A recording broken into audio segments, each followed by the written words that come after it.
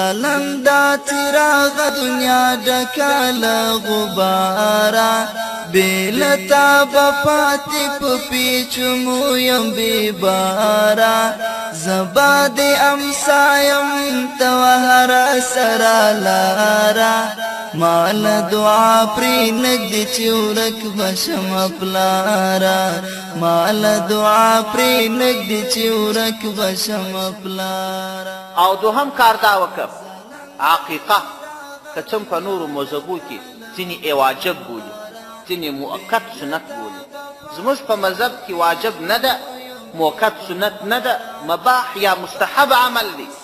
عقیقه چې کله د اولاد پیدا سو په اوومه ورځ یا په څوارلسمه ورځ د عایشې بیبي رضی الله عنها په روایت خپل ماشوم بچی چې د پیدا سو که د نارینه بچی پیدا سو د پیغمبر علیه السلام د هدایت مطابق 2 پسونه حلال که او که د ښځینه اولاد پیدا سو 1 پسه حلال که او که چیرې د چا 2 پسونه په وس کې نه وه 1 پسه دې حلال کړي د نارینه اولاد دپاره هم د ښځینه اولاد دپاره دې هم 1 پسه حلال کړي. دا فکر دې د ذهنه بیخي وباسي لکه ځینې خلک چې نارینه اولاد یې وي د هغه اولاد په پیدا کېدو باندې خوشحاله کېږي خو که یې ښځینه اولاد وسي په هغه باندې خوابدی کېږي. نارینه اولاد دا هم د الله نعمت دی ښځینه اولاد دا هم د الله تعالی نعمت دی بلکې الله تبارک وتعالی د لوڼو په زړو کې د پلار محبت تر نارینهو اولادو ډېر یې شي. دا لوڼې د پلار سره ډېر محبت لري پلار ډېر ورباندې ګران وي پلار ته ډېرې دعاوې کوي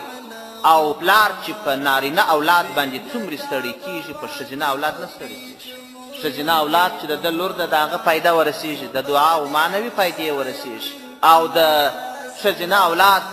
د دې څخه نه په تکلیف کېږي نه ازارېږي. تاسو وګورئ څومره ډېر خلک یې د نارینه اولادو څخه په ازار شکایت کوي د زوی مې رویه را سره ښه نه ده زوی مې په حکم نه مني زوی مې بد اخلاقه دی اوره زوی مې چرسي دی او بنګي دی او فلانه ده او بستانه ده دا ګرده شکایتونه به تاسو د پلرو څخه اورېدلي خو د چا څه به نه یې اورېدلي چې هغه دې د لور څه شکایت کوي. نو که د ښځینه اولاد وسي لور دې پیدا سي د هغه به هم عقیقه کوي او که د نارینه اولاد وسي د هغه به هم عقیقه کوي. عقیقه څه معنا په اوومه ورځ باندې د اولاد 2 پسونه د نارینه اولاد دپاره حلال که که دې توان کې نه وه 1 پسه حلال که او د ښځینه اولاد دپاره 1 پسه حلال که. د پیغمبر علیه السلام صریح هدایت دی او حدیث دی چې پیغمبر صلی الله علیه وسلم د نارینه لپاره 2 پسونه او د ښځینه دپاره 1 پسه. دوهم کار دا وه او په دې کې بعضو علماو دومره ټینګار کړی دی د یو حدیث په تفسیر کې د امام احمد رحمه الله څخه نقل دی دی فرمایي وایي که چیرې یو ماشوم اولاد د یو چا پیدا سي د یې عقیقه ونه کړي په هغه ماشومتوب باندې وفات سي دی به یې